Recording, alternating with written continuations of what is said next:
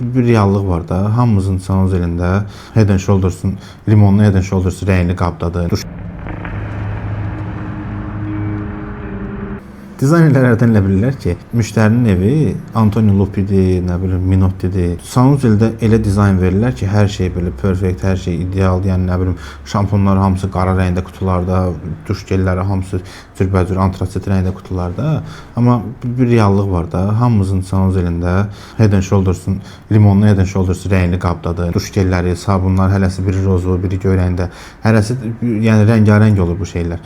Biz nə qədər də ümumi sanuzelin dizaynını minimalist, soft versək də, burada tualet kağızı, şampunlar, duş gelləri, hər biri ayrıca bir aksentdir, hərəsi bir kontrast qatır. Ona görə də daha minimalist yanaşmaq lazımdır bu şeylərə. Hansı ki, məsəl üçün unitazın arxasında bir çox adam indi bu dəqiqə gizli baçok eləyir.